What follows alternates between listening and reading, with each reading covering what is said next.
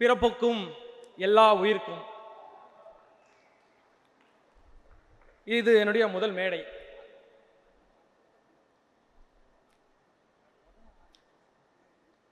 அதாவது ஞாயிற்றுக்கிழமையுடைய அந்தி மாலை அப்படிங்கிறது அவ்வளவு எளிதாக யாருக்கும் கிடைச்சிடாது. வாரத்தில் ஒரு அடி தான் வரும். அந்த நேரத்தை எங்கள் கூட பகிர்ந்துகிட்டதற்கு மிக்க நன்றி. எல்லாருக்கும் மிக்க நன்றி.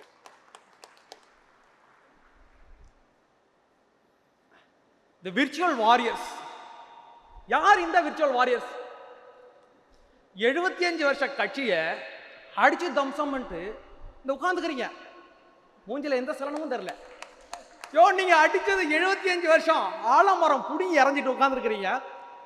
அப்பாவி புள்ள மாதிரி உட்காந்துக்கிறீங்க. இந்த விர்ச்சுவல் வாரியர்ஸ்னா ஏதோ ஆன்லைன்ல மட்டுமே களமாடுறவங்க அப்படின்லாம் சொல்லுவாங்க. அப்படிலாம் கிடையாதுயா. ரோடு ரோடா, வீதி வீதியா, தலையில துண்டை கட்டிக்கிட்டு, கொடிய ஒன்று கையில் ஏந்திக்கிட்டு, அது இப்போ தளபதி வெற்றி பெற்று விட்டார். இப்பொழுது பெருமையா இருக்கு தலையில துண்டு கட்டிக்கிறதுன்னு. தலைவர் வெற்றி பெறுவதற்கு முன்னாடி தலையில துண்டு கட்டிட்டு போறதுக்கு பசங்க கூச்சப்படுவாங்க. இப்போ எங்க ஏரியாவில் அப்படிதான். அது ஒரு மாதிரியா பார்ப்பாங்க. இதை சில்லுண்டி பைய அப்படிங்கிற மாதிரி பார்ப்பாங்க. அதையெல்லாம் தாங்கிக்கிட்டு இன்னைக்கு ஒரு மிகப்பெரிய வெற்றியை கொடுத்துட்டு சாதாரணமா உட்கார்ந்துருக்கீங்கல்ல. இந்த வெற்றிங்கிறது தாவேகாவின் வெற்றி என்பது உங்களுக்கு தான் முதல் சமர்ப்பணம். இந்த இடத்துல நான் பெருமையா சொல்லுகிறேன். தலைவர் விஜய் அவர்கள் 2024ஆம் ஆண்டு 2ஆம் தேதி கட்சி தொடங்குகிறார். அன்றைய தினம் அவருக்கு எவ்வளவு ஓட் பர்சன்டேஜ் இருந்திருக்கும்? ஒரு 10% இருந்திருக்கும். அதுதான் அவருடைய கோர் விஜய் ஃபேன். அவ்வளவுதான் இருந்திருப்பாங்க. ஆனா இன்னைக்கு வெற்றி பெற்றிருப்பது 35%. வெறும் 828 நாள்ல ஒரு 25% மக்களின் பேரன்பை, பெருமதிப்பை, பெரு நம்பிக்கையை பெற்றிருக்கிறார் அப்படின்னா அது மிகையாகாது. அதாவது பெரிய பெரிய அரசியல் ஞானிகள்லாம் சொன்னாங்க. அதாவது இவர் இன்னொரு சிரஞ்சீவிங்க. அடுத்தது இவரால ஒரு டிஸ்ரப்டரா இருக்க முடியும், ஒரு விக்டரா இருக்க முடியாது. அப்புறம் ஒன்று சொன்னாங்கப்பா, கமலஹாசன். இவர் இன்னொரு கமலஹாசங்க. அடுத்த வருஷம் 2031 தேர்தலுக்கு திமுக ஒரு சீட்டுக்கு, எம்பி சீட்டுக்கு கையேந்தி நிற்பார் என்று பல கூட்டணி கட்சிகள் சொன்னன. அந்த கூட்டணி கட்சிக்கெல்லாம் தலைவர் விஜய் அவர்கள் வருங்காலங்களில் ஒரு ராஜ்யசபா எம்பி கொடுக்க இருக்கிறார் அப்படிங்கிறத தெரிஞ்சுக்கணும். அதாவது தலைவர் விஜய் அவருடைய வருகை நம்ம இந்த அளவுக்கு தாக்குமா அப்படிங்கிறது எந்த அரசியல் கட்சிகளும் நினைச்சிருக்க மாட்டாங்க. ஒரு பெரிய அடி வந்திருக்குல்ல. அதனால திமுக தாவேகா வந்ததுக்கு பிறகு பெரிய அடி வாங்கினது திமுக அப்படிங்கிறது தெரியும். இவங்க ஃபர்ஸ்ட் பெரிய அளவில் நினைக்கல இந்த அளவுக்கு அடிப்பாங்க அப்படிங்கிறது தெரியல. பல ஆனால் அட்டாக், பயங்கரமான அட்டாக் போட்டுக்கிட்டு இருந்தாங்க அப்படிங்கிறது தெரியும். கட்சியை ஆரம்பிச்ச உடனே சமூக வலைதளங்கள், மீடியாக்கள்னு பயங்கரமான அட்டாக்கை போட்டுக்கிட்டு இருந்தாங்க. இப்பொழுது என்ன சொல்லிட்டு இருக்காங்கன்னா, ஒரு கணம் தவறிட்டாங்க, இல்லாத எதிரி கூட சண்டை போட்டுட்டு இருக்காங்க, இப்போ ஒப்பாரி வச்சு எழுதிட்டு இருக்காங்கல்ல. இதே மாதிரி பல அழுகைகள் கேட்குறோம். எனக்கு ஒன்று புரியல, அதனோட கல்யாணம் விட்டாங்க ஒப்பாரிக்கிறீங்க, புதுசா இருக்கு. இப்போ உங்க வீட்டில் யாருக்காச்சும் கல்யாணம் வச்சுங்களேன், ஒரு 5000 புக் பண்ணணும், அவருக்கு ஒரு 30,000 கொடுப்பான். 30,000 கேட்பாப்லையா? அதெல்லாம் வேண்டாம். அவர் என்ன மந்திரம் போறார்? மாங்கல்யம் தந்துனாமே மம ஜீமே ஹேத்துனானே. அதானே இந்த குளத்தூர்ல தோத்து போன அப்படி இல்லை, அவர் பேர் என்ன? ஸ்டாலின் ஐயா. வீட்டில் சும்மா இருக்கிறா போல. அவர்கிட்ட சொன்னீங்கன்னா அவர் மந்திரம் உதவா போல. என்ன உதவா போல? திமுக தோத்து தோச்சேன், தாவேகா ரீல்ஸ் வச்சு ஜெயிச்சு போச்ச. ஹோஹோ ஆஹோ, பிள்ளையாண்டரை கொண்டு வாங்க, டைம் எடுத்து. கட்டி மேல திமுக தோத்து போச்சு, தாவேகா ஜெயிச்சு போச்சான்னு ஆரம்பிச்சாங்கன்னா அப்படியே கண்டினியூவா ஸ்டார்ட் பண்ணாங்கப்பா ஒப்பாரி வைக்க. என்ன பண்ண முடியும்? திமுக தோத்து போச்சு. ஆமாண்டா, திமுக தோத்து போச்சுடா, யாரா இல்லைன்னா கொஞ்சம் வெளியில வாங்க. அதாவது 75 வருஷ கட்சி, நாங்க உங்களை அப்படி பார்க்கலை. என்னதான் என்னுடைய எதிரியாக இருந்தாலும் உன்னை நான் பெரிய அளவில் கணக்கிட்டு வச்சிருக்கேன். ஒரு திமுகனா ஒரு 75 வருஷ கட்சிங்க, கட்டமைப்பெல்லாம் பயங்கரமா இருக்குங்க, அவ்வளவு சாதாரணமெல்லாம் வீட்ட முடியாதுங்க அப்படின்னு எனக்குள்ள ஒரு பிம்பம் இருந்துச்சு. அப்பா நம்ம ஒன்றும் போய் ஒப்பாரி வச்சதுல நம்பிக்கையெல்லாம் போச்சு. ஒரு இடம் விடுறது கிடையாது. தவிக தலைவர் விஜய் அவர்கள் மக்கள் சக்தி எனும் கத்தி எடுத்து சரக் சரக்கென குத்தினார். ஐயோ ரீல்ஸ் வச்சு ஜெயிச்சு விட்டாங்க ஒரு சத்தம் நடந்து கொண்டிருக்கிறது. அப்படி என்றால் நான் என்ன சொல்றேன்னா, நாங்க பலமா இருக்கிறோம், இப்ப நீங்க ரொம்ப வீக்கா இருக்கிறீங்க, உன்னை அடிக்கிறது எனக்கு விருப்பமே இல்லை, கடுப்பா இருக்கு, சண்டை போட வாங்கலான்னா அழுதுகிட்டு இருக்கிறாங்கல்ல. அதனால சொல்றேன். நான் என்ன சொல்றேன்னா, இப்போ வந்து சொல்றாங்க நான் வந்து குறைச்சி மதிப்பிட்டுட்டேன் அப்படிலாம் சொல்றாங்கல்ல. குறைச்செல்லாம் மதிப்பு இல்லை. பயங்கரமான தாக்குதல்களை நம்ம மேல் தொடுத்தார்கள். மீடியாக்களை வைத்து நம்ம மீது தாக்குதல் தொடுத்தார்கள். ஊடகவியலாளரை வைத்து தொடுத்தார்கள். அது யாரையாது? நடுநிலை பத்திரிகையாளர்கள். யாரா நீங்க? சாயந்தரம் வேலை செஞ்சுட்டு டயர்டா வந்து டிவியை போட்டோம்னா அவங்க மூஞ்சா பார்த்தா போதும். ஜேர்னலிசம் அப்படிங்கிறது ஒரு தொழில், ரொம்ப நல்ல தொழில். அதை எவ்வளவு கேவலமா பார்க்க முடியுமோ அதை அவ்வளவு கேவலமா பார்த்துக்கிட்டு இருக்காங்க தமிழ்நாட்டில் உள்ள சில ஜேர்னலிஸ்ட், மீடியாக்கள். டிஆர்பி வெறிபிடித்து தெரியும் இந்த மீடியாக்கள். தலைவர் கட்சி தொடங்கிய அன்றிலிருந்து இன்னைக்கு வரைக்கும் அந்த அவங்களோட பசி ஒன்றும் போல, கடுமையான பசியில இன்னைக்கு வரைக்கும் ஏதாவது ஒரு விஷயம் கிடைச்சிருமா? நானும் ஒரு 2 வாரமா டிவி பார்க்கற விட்டாயா, கடுப்பா இருக்கு. ஏதாவது அது ஒரு தாவேக்க நிர்வாகி, இது ஒரு தாவேக்க நிர்வாகி. இப்போ தாவேக்க தலைவர் விஜய் அவர்கள் வெற்றி பெற்றது பிறகு நிறைய பேர் வந்து கட்சி சேர்ந்தாங்க, வேற வேறு மாற்று கட்சிகள்லாம் வந்து சேர்ந்துருக்காங்கன்னு வச்சுங்களேன். அது வந்து ஒரு கட்சி கட்டமைப்பை அது ஏற்படுத்தும். அது ஒரு நல்ல விஷயம் தான். எல்லா காலங்களையும் அப்படிதான். எம்ஜிஆர் அவர்கள் புதுசாக கட்சி தொடங்கும் போதும் அப்படிதான் இப்படிதாங்களா. இப்போ என்ன பட்டாங்கன்னா, ஊர்ல உலகத்தில் அந்த மண் அடிக்கிறவங்க, கனிம வளம் திருடுறவன், திருட்டு பாயிலோ திமுகன்னு வச்சுங்களேன், அவங்க எல்லாம் இப்போ வந்து எங்கன்னா தாவேக்கால சேர்ந்துட்டாங்க. இப்போ வந்து தலைவர் விஜயோடைய பிறந்தநாள் வந்துச்சு, அங்கே ஒரு கட் அவுட் வச்சாச்சா. சரி, அந்த மூஞ்செல்லாம் பார்த்தா தெரியும், வாண்டட் லிஸ்ட் உள்ள மூஞ்சி மாதிரியே இருக்கும். இப்போ நாளைக்கு ஒரு இஷ்யூ ஆகி வச்சுனாங்களே, உடனே நியூஸ் போடாங்க, ஜூபிட்டர் நியூஸா, அந்த ஞானசேகரன் ஒரு அண்ணக்கிறாப்பல அவர் போடாப்பல, தாவேக்கா நிர்வாகி கைது, தாவேக்க நிர்வாகி அதை பண்ணிட்டாருங்க, தாவேக்க நிர்வாகி இதை பண்ணிட்டாருங்க. டேய், நிர்வாகினா என்னன்னு தெரியுமாடா? ஏதாச்சும் ஒரு கிளை செயலாளர், ஏதோ ஒரு செயலாளர் போஸ்டிங் கொடுத்துருக்கணும். ஏதாச்சும் ஒரு கட் அவுட் அடிச்சு வச்சுட்டு அவங்களுக்கு செயலாளர் போஸ்டிங் அமைச்சிருக்காங்க. உங்களுக்கு யாராச்சும் ஒரு பதவி வேணுமா? சும்மா யாராச்சும் வரண்டுங்களேன். நீ யாருக்கு ஓட்டு போட்ட? தாவேக்க ஓட்டு போட்டங்க. டேய், தமிழ்நாட்டில் 90% பேர் தாவேக்கா ஓட்டு போட்டிருக்கான், நீ யாருக்கு ஓட்டு போட்ட? தாவேக்கா. அப்ப நீ தாவேக்க நிர்வாகி, முடிஞ்சு போச்சு. இப்படியாக இந்த திமுக தங்களுடைய அந்த மீடியாக்களை வச்சு நம்மளை தாக்குனாங்க. அதுல ஒரு குறிப்பா பாத்தீங்கன்னா, 2ஆம் கட்ட தலைவர்கள் தாக்குவார்கள், கூட்டணி கட்சிகளை வச்சு தாக்குவார்கள், மீடியாக்களை வச்சு தாக்குவார்கள். இன்னும் பண்ணிட்டு போ, வெறுத்து போச்சு உன்னை பார்த்து பார்த்து. அதுக்கு பிறகு என்ன ஆச்சுன்னா, இதுல வந்து மு க ஸ்டாலின் இருக்கிற அப்படி இல்ல, அவரும் உதயநிதி ஸ்டாலினும் இந்த தாவேக்கங்கன்ற பேர் எடுக்க மாட்டாங்க, விஜய்ன்ற பேர் எடுக்க மாட்டாங்க. அதுக்கு என்ன தெரியுமா காரணம்?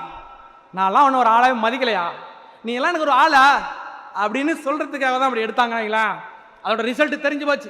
1949ஆம் ஆண்டு தொடங்கப்பட்ட ஒரு கட்சி, எந்த கொம்பனாலும் திமுகவை அழிக்க முடியாது என்று சொல்றார்கள்ல, அந்த கட்சி வாழ்நாளில் 75 வருடங்களில் முதல் முறையாக கூட்டணி கட்சிகள் இல்லாமல் இன்னைக்கு நிர்கதியாக நிற்கிறது என்றால் அது என்ன காரணம்? உண்மை. இப்ப நிறைய பேர் சொன்னாங்கப்பா, 108 தொகுதி ஜெயிச்சிட்டோம், இன்னும் ஒரு 10 தொகுதி ஜெயிச்சிருந்தா நல்லா இருந்திருக்கும்ல, எதுக்கு தேவையில்லாம அவங்கள்ட்ட போய் கையேந்திக்கிட்டு நிக்கணும் கூட்டணி கட்சிகள்கிட்ட அப்படின்னு.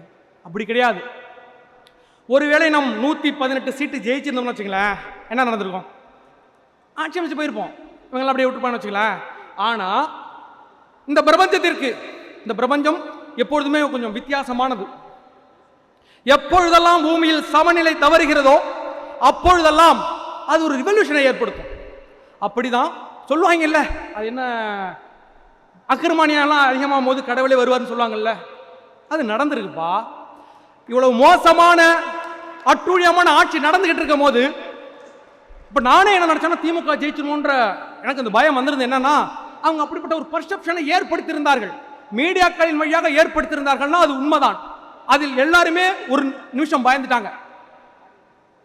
அப்படியாக இந்த பிரபஞ்சம் என்ன செய்கிறது என்றால், அதான் பிரபஞ்சம் ஒரு 108 சீட்டு கொடுக்க, இந்த பிரபஞ்சத்தால ஒரு 10 சீட்டு கொடுக்க முடியாதா?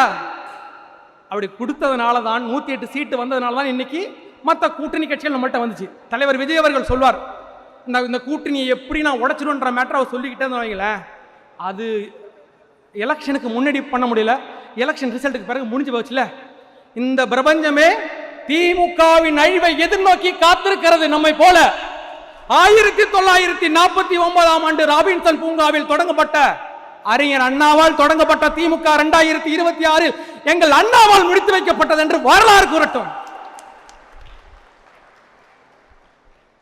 இதுல பாத்துக்கிட்டீங்கன்னா பெரிய அடி அடுத்து வாங்கினது யார் கேட்டீங்கன்னா அதிமுக. அந்த அதிமுக இருக்குல்ல, ஜெயலலிதா அம்மையார்கள் சொன்னாங்க, நான் போன பின்பும் 100 ஆண்டு காலம் இந்த அதிமுக என்ற கட்சி மக்களுக்காக இயங்கும் என்று சொல்லி 10 வருஷத்துல சோழியை முடிச்சு விட்டாச்சு. அவங்க என்ன சொல்றாங்கன்னா, அதிமுக அழிஞ்சதுக்கு காரணம் விஜய் அவர்கள் தான் கட்சியை உடைச்சிட்டாரு அப்படிலாம் பேசிக்கிறாங்கல்ல. அப்படிலாம் கிடையாது. அது எப்படி இன்னொரு கட்சி வேற ஒரு கட்சியை உடைக்க முடியும்? இன்னொரு கட்சி வேற ஒரு கட்சியை அழிக்க முடியாது. இது இயற்கைக்கு மாறானது. ஒரு கட்சி அழிய வேண்டும் என்றால் அது அந்த தலைவரால் தான் அழிகிறது. அந்த கட்சி தன்னாலே அழிஞ்சதுயா. எடப்பாடி அவர்களின் தவறான முடிவுகளால், தவறான அந்த போக்கினால் நிறைய முடிவு எடுத்தார்ல. பாஜக தான் கூட்டு வைப்பேன், ஒரு 14 அதிமுக முன்னாள் அமைச்சர்களை எம்எல்ஏக்களை தூக்கி போட்டாரியா. அப்படிலாம் பண்ணக்கூடாதுல்ல ஒரு கட்சி. ஏன்னு கேட்டீங்கன்னா, எம்ஜிஆர் அவர்களை கூத்தாடி என்றும் அவர் கூட தொடர்பு வச்சிருக்காங்க, இவங்க கூட தொடர்பு ரொம்ப ரொம்ப மோசமாலாம் பேசினாங்க. ஜெயலலிதா அம்மையாரை எவ்வளவு கேவலமாக ஒரு பெண் அரசியலுக்கு வந்தால் எப்படி பேசுறோம் அப்படியெல்லாம் பேசினாங்க. அதெல்லாம் அந்த அம்மா பெருசா எடுத்துக்கவே இல்லை. அப்படி பேசினவங்க எல்லாம் கொண்டாந்து அமைச்சர் பதவி கொடுத்தது ஜெயலலிதா அவர்களும் எம்ஜிஆர் அவர்களும். இதற்கு பேர் தான் ஒரு ஆளுமை பண்பு அப்படிங்கிறது. அந்த ஆளுமை பண்பு நம்முடைய எடப்பாடியார்கிட்ட கொஞ்சம் கம்மியா இருந்துச்சா? இல்லை, சுத்தமா இல்லைன்னு. அதனால அந்த கட்சி இப்ப கலகலத்து போச்சு. 2013ஆம் ஆண்டு ஜெயலலிதா அம்மையார் அவர்கள் தலைவர் விஜய் அவர்களை எவ்வளவு மோசமாக நடத்தினார் என்பதை இந்த ஊர் உலகம் அறியும். தலைவா பட பிரச்சனையின் போது அது உங்களுக்கு தெரிஞ்சிருக்கும். தலைவா பட பிரச்சனையின் போது நிர்பந்தப்படுத்தி தலைவர் விஜய் அவர்களை, உண்மையாக சொல்ற தலைவர் விஜய் அவர்களை கை கட்டி வீடியோ போட வச்சது உண்மை, அதை ஒத்துக்கிறோம். ஆனால் அந்த தலைவா பட பிரச்சனை தான் எனக்கு ஒரு நல்ல தலைவனை அறிமுகப்படுத்தியது. எனக்கு தெரியும், நான் அஜித் ஃபேன், உங்களுக்கு நிறைய பேருக்கு தெரியுமான்னு தெரியல. நாம் தமிழ் கட்சியிலேருந்து வந்தவன் தான். எனக்கு அந்த அளவுக்கு விஜய் மேலாம் விருப்பம் கிடையாது வச்சுங்களேன். பெருசாக படம் கூட பார்த்தது கிடையாது. அதுக்கு முன்னாடி நான் பார்த்த படம் வாரிசெல்லாம் கூட பார்க்கல. சரி விடுங்க. அப்படி இருந்தாலும் எனக்கு தலைவர் விஜய் மீது இந்த தலைவா பட அந்த பிரச்சனையின் போது நிறைய பேர் ட்ரோல் பண்ணிகிட்டே இருப்பாங்க. இப்போ கூட கிண்டல் பண்ணணும்னா அந்த சத்யராஜெல்லாம் அப்படி கையை கட்டுவாப்புல. நம்ம நாம் தமிழ் கட்சியில் ஒரு அடியாள் இருக்காப்புல, இல்லை வேட்டை நாய், சாட்டை என வேட்டை நாய், தவறாக நினைக்க வேண்டாம். தற்பொழுது அவர் அப்படிதான் மாறிக்கொண்டிருக்கிறார் என்பதை நான் சொல்ல விரும்புகிறேன். ஒரு நிமிஷம் தானே எழுதி கொடுக்குறாங்கப்பா, நிறைய இருக்குது.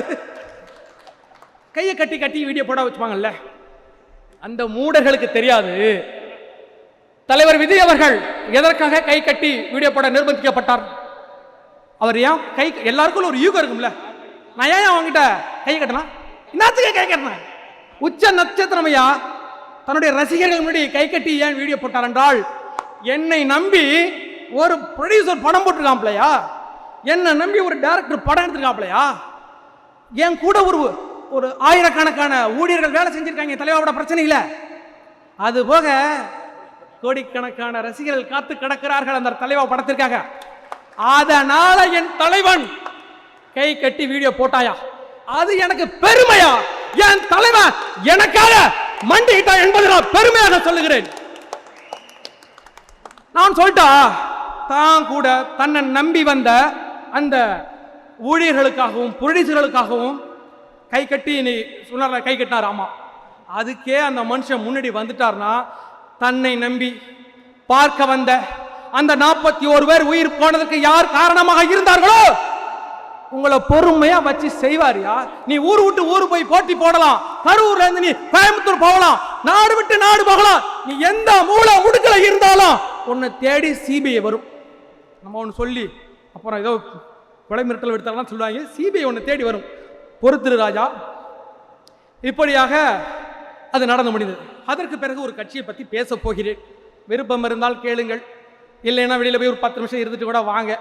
ஏன் கேட்டீங்கன்னா, ஒரு கட்சின்னா வைங்களேன், அது இருந்துச்சு அது அழிஞ்சிச்சு அப்படின்னு ஒரு வரலாறு இருக்கும். இந்த கட்சிக்கு ஒரு படலங்க இருக்காது. ஏன்னு கேட்டால் அது கட்சியே இல்லை, அது ஒரு கார்பரேட் கம்பெனி, சீட்டு கம்பெனி. மாசம் மாசம் பணம் வாங்கிட்டு ஏமாற்றி போயிடுவாங்க இல்லை, அப்படிப்பட்ட ஒரு கட்சி. அது யாருன்னா சரி விடுங்க, அது நாம் தமிழர் கட்சி தான், கோச்சிக்கிடுவாப்ல. என்ன ஒரு முறை கூட நாம் தமிழர் கட்சின்ற பேரை தாவக மேடைகளில் யாரும் சொன்னதே கிடையாது. அவர் ரொம்ப நாள் வெயிட் பண்ணி பார்த்தார், விஜய் எப்படியாவது நம்ம பேரை சொல்லிடுவாப்லையா அப்படின்ட்டு. அது நடக்கணும் வைங்களேன். தம்பி நான் இருக்கேனே, உன் பேரை நான் சொல்றேனே, சீமான் அவர்கள் திரள்நிதி வாங்குகிறார். அது நிறைய பேர் கிண்டல் பண்ணுவாங்க, திரள்நிதி தேடுறாப்ல. அதெல்லாம் பல கட்சிகள் இன்னைக்கு திமுக ஆரம்ப காலகட்டங்களில் 30 ரூபா வாங்கி தான் கட்சி நடத்தினாங்க. கம்யூனிஸ்ட் தோழர்கள் இன்னைக்கு வரைக்கும் அவங்க பேர் அவர்களை இழிவுபடுத்த வேண்டும் என்றால் சில சொல்லுவாங்க, உண்டிய குளிக்குன்னு சொல்லுவாங்க. அது ரொம்ப தவறான வார்த்தை. ஒரு கட்சி ஜனநாயக கட்சி, மக்களுக்காக போராடுற கட்சி, மக்கள்கிட்ட காசு வாங்கினா தவறு கிடையாது. அந்த காசை வாங்கி நீ பொதுக்கூட்டம் நடத்தினா பரவாயில்ல, ஒரு செயற்கூட்டம் நடத்தினா பரவாயில்ல, நீ உன் பிள்ளைக்கு ஸ்கூல் ஃபீஸ் எல்லாம் கட்டக்கூடாது இல்ல. நான் சொல்லுகிறேன், சீமானின் மகன் அமெரிக்கன் இன்டர்நேஷனல் ஸ்கூல்ல படிக்கிறதுக்கு மாசம் 1 லட்சம் ரூபாய் செலவாகுது. அவர் ஒரு ஆடம்பர வீட்டில் இருக்கிறார், 2.5 லட்சம் ரூபா அதுக்கு. ஒட்டு மொத்தமா ஒரு 10 லட்சம் ரூபா ஆகும்யா. உனக்கு எங்கேருந்து காசு வருது? ஒரு இது கேட்க கூடாதெல்லாம் கிடையாது, கண்டிப்பா கேட்கலாம். எங்கள்கிட்ட இருந்து பணம் வாங்குறீங்களா, அது எங்க போகணும் நான் கேட்பேன், அது கூட நான் மன்னிச்சு விட்டுருவேன். அப்புறம் அது அந்த அம்மா பேருங்க இல்லைங்க, விஜயலட்சுமியா, விஜயலட்சுமி. அது என்னன்னா, அது பிறகு அவங்க 2 பேருக்குள்ள அது தனிப்பட்ட ஒரு பர்சனல், அது தலையிடக்கூடாது. பட் அவர் என்ன சொல்றாருன்னா, ஒரு மீடியாவில் கேட்குறாங்க, இதை மாதிரி நீங்கள் ஒரு 50,000 கொடுக்க சொன்னதாக சொல்கிறாங்க. ஆமாம், கழுத ஃபோன் கொடுத்துட்டேன், தம்பிகள்கிட்ட சொல்லி கொடுக்க சொல்லிட்டேன். என்னது தம்பிகள்கிட்ட சொல்லி கொடுக்க சொல்லிட்டியா? எதுக்கு? பொதுக்குழுக்கா? இல்லை. என்னத்துக்கு? விஜயலட்சுமிக்கு. ஏன் தம்பிக்கிட்ட சென்னை போண்டா 2,000 கொடுறான்னா கொடுக்க மாட்டேங்கிறான். சீமானோட தம்பிங்க எதுக்கோ பணம் கொடுக்குறாங்க பாருங்க. இதெல்லாம் தவறு என்று சொல்கிறேன். மக்கள்கிட்ட இருந்து காசு வாங்கினீங்களா, பொதுக்கூட்டம் நடத்தினா அது அந்த திறநிதி தவறு கிடையாது. திறநிதி திரட்டி அதை திருடி தின்பது தவறு என்பதனால் அந்த கட்சியை பற்றி அதிகம் பேச எனக்கு விருப்பம் இல்லை. அப்புறம் மாசம் மாசம் ஒரு வீடியோ போடுவாப்பல, எங்களை கையை கட்டிக்கிட்டு சாட்டை சாட்டை இப்படி தானே சொல்லுவாப்பல, தலைவாப்பட பிரச்சனை இல்லை எல்லாம் அப்படி தான் சொல்லுவாப்பல. நான் சொல்றேன், சாட்டை ஒரு தலைவன் தன்னுடைய மக்களுக்காக கை கட்டி நின்றதை நான் பெருமையாக கருதுகிறேன்னு சொல்றேன். ஆனா உங்க அண்ணா மாதிரி உலக மகள் இருக்கின்ற தாய் தமிழ் உறவுகள உங்கள் அண்ணன் சீமான் பேசுகிற என் மகன் அமெரிக்கன் இண்டஸ்ட்ரியல் ஸ்கூல் படிக்கிறதற்காக மாதம் 1 லட்சம் ரூபாய் செலவாகிறது. என் தாய் தமிழ் உறவுகளை, என் உடன் பிறந்தாங்களே புரிஞ்சுக்கிடுங்க, என் அன்பு உடன் பிறந்தாங்களே. பக்கத்தில் QR கோட் இருக்கு, பணம் போட்டு விடு, அப்படிதான் முடிஞ்சு போச்சு. அந்த கட்சியோட எவ்வளோ பெருசா பேச வேண்டாம். அடியாள் அம்பாசமுத்திரத்தில் பொது வேட்பாளராக நிற்க போகிறார் நம்முடைய சீமான். சகல அடி நீ பார்த்ததில் இல்ல, நீ அம்பாசமுத்திரம் பாப்பா சகல பரண்டி எவனாலும் விட்டுருவேன். என் இனத்தை வைத்து பிச்சை எடுக்க முன்னை விடவே மாட்டேன். எனக்கு பிடிக்காது, நீ விலை போய் விட்டாய். நீ எனக்கு என்ன சித்தாந்தத்தை கத்துக் கொடுத்தாய், தமிழ் தேசத்தை கத்துக் கொடுத்தாய், விஜயை இதற்காக எதிர்த்தாய். இந்த பக்கம் இல்ல அந்த பக்கம் இல்ல, லாரி அடிபட்டு போயின்னு சொன்னில்ல, அது விஜய் வருகைக்காக நடுரோட்ல காத்து கிடந்தார். அந்த விஜய் அவர்கள் வெற்றி பெற்று வீடு வரும்போது அது விட்டுருக்காங்க. அப்போ நீங்கள் கற்றுக் கொடுத்த சித்தாந்தத்தை நாங்கள் ஏற்று ஒரு தம்பிகள் வந்தோம் இல்லையா, அவர்களுக்கு நீங்கள் என்ன பரிசு கொடுத்தீர்கள்? திமுக கூட்டணி வச்சுக்கிற வெக்கமா இல்ல, அசிங்கப்படுறீங்க. அதுக்கெல்லாம் எனக்கு புரியல. விஜய் அவர்களை எதிர்ப்பதற்கு மிக முக்கிய காரணம் திராவிடம். அந்த திராவிட கட்சி தான் திமுக என்றால் அந்த திராவிட கட்சியோட கூட்டு சேர்ந்து கருமை விட்டு தொலைங்க, தேவையில்லாம இட்டு விட்டுறாங்க. சரி விட்டுரு. அதற்கு பிறகு எனக்கு ஒரு அரசியல் கேள்வி இருக்கிறது, அரசியல் ஆற்றாமை இருக்கிறது. ஒரு நிமிஷமா, ஒரு 5 நிமிஷம். மே 4ஆம் தேதிக்கு பிறகு என்ன நடந்துச்சு? அதாவது இந்த அரசியல் அங்க என்ன நடந்ததுங்கிற விஷயம் உங்களுக்கு தெரியணும்ல. என்கிட்ட சில விஷயங்களை எடுத்து பேசணும் போது பியூரா வந்திருக்கிறீங்க. எதுக்கு வந்திருக்கீங்க? அங்க நடந்த அரசியலை கத்துக்கிட்டு போகணும். ஐ மீன் உங்க எல்லாருக்கும் தெரியும். இருந்தாலும் அண்ணே டைமிங்கா சொல்றேன். மே 4ஆம் தேதி தலைவர் விஜய் அவர்கள் 108 சீட்டு இடங்கள் பிடித்து வெற்றி பெறுகிறார். மே 5ஆம் தேதி கூட்டணி கட்சிகளுக்கு அழைப்பு விடுக்கிறார். அவர் என்ன சொல்றாருன்னா, உங்களுக்கு தெரியும், காங்கிரஸ் உடனே வந்துட்டாங்க, நம்ம கூட வந்துட்டாங்க, வாழ்த்துக்கள், ஒன்றும் பிரச்சனை கிடையாது. அதற்கு பிறகு கம்யூனிஸ்ட் தோழர்கள் திருமாவளவன், விசிகா, IUML இந்த கட்சிகளுக்கெல்லாம் அழைப்பு விடுக்கிறார். கொடுப்பாங்கன்னு பார்த்தேன். நானும் ஒரு நாள் ஃபுல்லா வெயிட் பண்ணி பார்த்தேன். 6ஆம் தேதி ஃபுல்லா போச்சு. தலைவர் விஜய் அவர்கள் 3 முறை ஆளுநர் மாளிகை போயிட்டு வராரு. எனக்கு என்னன்னா, அந்த மனுஷன் பாவையா ஜெயிச்சிட்டாப்புல 108 சீட்டு மக்கள் பேராதரவு தான், அதெல்லாம் ஒன்றும் கிடையாது. முதல் தேர்தலையே ஜெயிச்சதுக்கு பிறகும் ஒரு முறை போறார் திரும்பி வரார், ஒரு முறை போறார் திரும்பி வரார், ஒரு முறை போறார் திரும்பி வரார். உண்மையிலே மனசுக்கு கஷ்டமா இருந்துச்சுயா. திமுக கூட கஷ்டப்பட்டான், அதெல்லாம் ஜெயிச்சுட்டா அப்படி இல்லை, விட வேண்டியதான, ஏன் அப்படி போட்டு பண்ணிக்கிட்டு இருக்காங்க. உண்மையிலேயே தலைவர் விஜய் மீது எனக்கு ரொம்ப பரிதாபகமா இருந்தது அன்னைக்கு. இப்படி பண்றாங்களப்பா அப்படின்னு. எனக்கு அப்போ எப்படி இருக்கும், எனக்கு உச்சக்கட்ட கோபத்தில் இருக்கிறேன். யார் மேலன்னா சில கூட்டணி கட்சிகள் மேல. அதற்கு பிறகு அவருக்கு வந்தார்கள், நாளை பின்ன பிரச்சனை ஏடாதுலப்பா ஆகுமா இல்லை, விஷயங்களை மட்டும் சொல்லிட்டு வரேன். அதற்கு பிறகு அவர்கள் ஆதரவு கொடுத்தார்கள். அதெல்லாம் இந்த நேரத்தில் நன்றி சொல்லணும். இன்னைக்கு நம்மளுடைய ஆட்சி நடக்கிறது என்றால் அதற்கு மிக முக்கியமான காரணம் அந்த கம்யூனிஸ்ட் தோழர்கள் தான். பார்த்தீங்களா, முட்டு கொடுக்குறேன், எது பிரச்சனைன்னு சொல்லிட்டாங்க, முட்டு கொடுத்தா ஆனவங்களே. உண்மையிலே ஒத்துக்கணும், இன்னைக்கு இந்த ஆட்சி நடப்பதற்கு மிக முக்கிய காரணம் கம்யூனிஸ்ட் தோழர்கள், திருமாவளவன் அவர்கள், விசிக, IUML. அதுக்கு நம்ம நன்றி கடன் பட்டிருக்கிறோம் என்பதில் எந்த ஒரு மாற்று கருத்து கிடையாது. ஆனால் அதற்கு பின்னாடி ஒரு சதிவேலை நடந்தது என்பதை நீங்கள் புரிந்து கொள்ள வேண்டும். தலைவர் விஜய் அவர்கள் ஆதரவு கேட்கிறார். ஃபர்ஸ்ட் சொல்றாங்க, இல்லைங்க நான் கண்டிப்பாக ஆதரவு தரங்க, பொதுக்குழு கூட்டுறங்க. சரி போங்க, பொதுக்குழு கூட்டுங்க. ஒருத்தவங்க வராங்க, நான் மேல்மட்ட குழு கூட்டுறேன். அதுக்கப்புறம் பேசிட்டு 8ஆம் தேதி கொடுத்துட்டாங்க. அது ஒரு நல்ல விஷயம். கொடுத்ததுக்கு பிறகு அன்று வீரமணியன் ஐயா சொல்றார், இல்லைங்க திருமாவளவன் வந்துருவார், கொடுத்துருவார் அப்படின்னு. அதற்கு பிறகு அன்னைக்கு கொடுக்கல, அடுத்த நாள் கொடுத்துட்டாங்க. அப்போ இடைப்பட்ட சில சம்பவங்கள் நடந்தது. அதிமுகவும் திமுகவும் கூட்டணி பேச்சுவார்த்தையில் ஈடுபட்டது என்பது தெரியும். அதை யார் சொல்றான்னா CV சண்முகம் அவர்கள் சொல்றார், இந்த மாதிரி கூட்டணி பேச்சுவார்த்தையில் ஈடுபட்டாங்க அப்படிங்கிறது. CV சண்முகம், சண்முகம் எல்லாரும் சொல்லிட்டாங்க. அதற்கு பிறகு அது முடிவடைந்து விட்டது. அதற்கு பிறகு திருமாவளவனை முதலமைச்சராக்குவதற்காக ஒரு திட்டம் தீட்டப்பட்டது.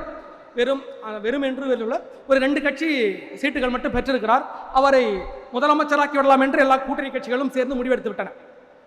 அப்படி என்றால் 108 சீட்டு, 108 இடங்களை பிடித்து ஒரு தலைவர் வெற்றி பெற்றிருக்கிறார். அவரை விட்டுவிட்டு தான் முதலமைச்சராகி விடலாம் என்று நினைத்தீர்களா?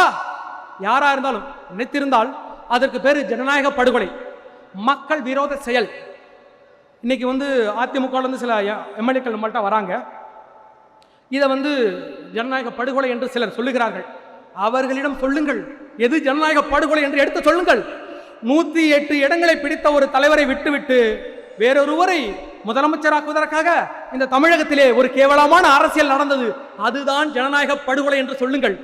தலைவர் விஜய் அவர்களை வீழ்த்துவதற்காக திருச்சி கிழக்கில பல கோடி ரூபாய் செலவு செஞ்சாங்கல்ல, அது ஜனநாயக படுகொலை என்று அவர்களுக்கு எடுத்து சொல்லுங்கள்.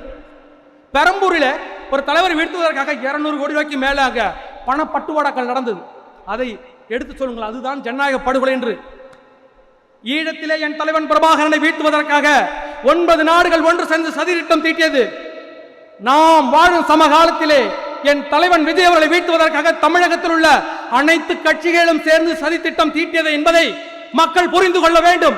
அதை உடைத்துவிட்டு என் தலைவன் இன்று அரியணையில் ஏறி இருக்கிறார் என்பதை மக்கள் புரிந்து கொள்ள வேண்டும். 100 ஆண்டுகள் கழித்து கூட என் தலைமுறையினருக்கு இந்த விஷயம் சேர வேண்டும் என்றால் உண்மையான ஊடகவியலாளர்கள் யாராவது இருந்தால் எழுதி தொலையுங்கள். எனக்கு பிறகு 100 ஆண்டுகளுக்கு பிறகு என்னுடைய தலைமுறையினர் யாராவது அதை படித்து என் தலைவனை வீழ்த்துவதற்காக இங்கே என்ன சதித்திட்டம் தீட்டப்பட்டது என்பதை தெரிந்து கொள்ள வேண்டும். என்னுடைய வீடியோக்கள் அதிகமாக சொல்லுவேன்.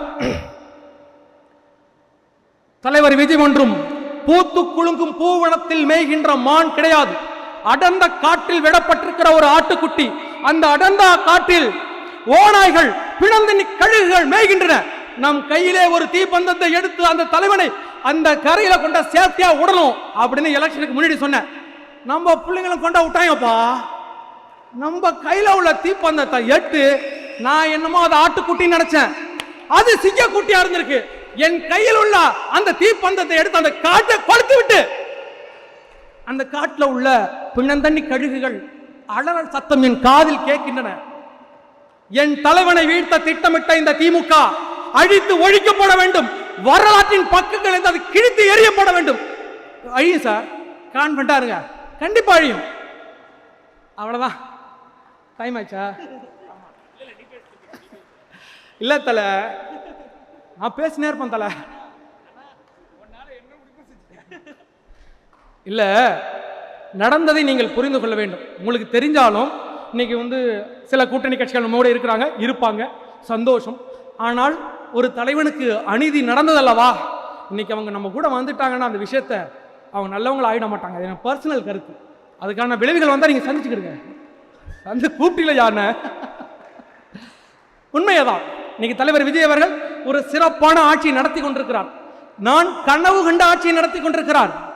என்னுடைய கனவு என்ன? லஞ்சம் இல்லாத ஒரு தமிழகம் இருக்குமா என்று நான் நினைச்சிட்டு இருப்பேன்ப்பா. இந்த ஜெயலலிதா கலைஞர் செத்தாண்டா தமிழ்நாடு உருப்பிட்டு அவங்க இறந்து போனதுக்கு பிறகுதான் நம்ம எடப்பாடி ஐயா, ஸ்டாலின் ஐயா இவங்க கையிலாம் தமிழ்நாடு மாட்டிக்கிட்டதுக்கு யாரா வந்து காப்பாற்றுவான்னு காத்திருந்தேன். தலைவர் விஜய் அவர்கள் வந்ததுக்கு பிறகு கரூரில் ஒரு சம்பவம் நடந்தது. அந்த சம்பவம் தான் என்னை இந்த இடத்துல கொண்டா நிற்க வச்சு. பாவி அந்த மனுஷன் போட்டு ரொம்ப படுத்துறாங்கப்பா. எல்லா நேரமும் போட்டு அடிக்கிறாங்க. எதுக்கு எடுத்தாங்க கையை தூக்கினா கையை தூக்கிட்டாருங்க அவர் என்று ஒரு ஃபிளாஷ் நியூஸ் ஓடிக்கிட்டு இருக்கும். இந்த தலைவனை கைவிட்டு விடக்கூடாது. இதற்கு பிறகு இப்படி ஒரு தலைவன் கிடைக்க போவதில்லை. திமுகவை விஜய் அவரால் வீழ்த்த முடியவில்லைன்னா வேற எவனாலும் வீழ்த்த முடியாது. இதற்கு பிறகு இப்படி ஒரு தலைவன் வருவதற்கு 100 ஆண்டு காலம் ஆகலாம். அது வரையில் இந்த திமுக கொடுத்துட்டு கை கட்டி வேடிக்கை பார்க்க நான் தயாரா இல்லை. ஒரு தலைவன் வந்திருக்கிறார், அவர் பின்னாடி அணி சேருவோம். இது சினிமா முகமா? சினிமா முகம் எப்பா பாரு, சினிமா முகம் ரீல்ஸ் போட்டு ஜெயிச்சிட்டேன். கேட்டு கேட்டு அழுத்து போச்சு எனக்கு. இவர் சொன்னாப்ல, ஏண்டா 75 வருஷம் கட்சி ஒரு இன்ஸ்டாகிராம் தோத்துப்பிட்டியாப்பா, வெக்கமா இல்ல? நீ என்ன சித்தாந்தத்தையும் அந்த உங்களுடைய தொண்டர்கள் மனதில் விதைத்தீர்கள். டைம் ஆச்சுன்னா சொல்லுங்க ப்ரோ, முடிச்சிடுறேன். வேண்டாம், சரி. இந்த நிகழ்ச்சியை ஏற்படுத்தி அழைத்த இந்த நிகழ்ச்சியை இவ்வளவு சீரம் சிறப்பமாக கொண்டு சென்ற அத்தனை தோழர்களுக்கும், நம்மளுடைய வாய்ஸ் ஆஃப் லிங்கேஷ் அண்ணன் அவர்களுக்கும், பிஹைண்ட் தி சீன் எவ்ரிதிங் பா, யாராச்சும் விட்டுட்டா மனசுக்கு கொண்டுரும்ல, அதனால உங்க அனைவருக்கும் நன்றி.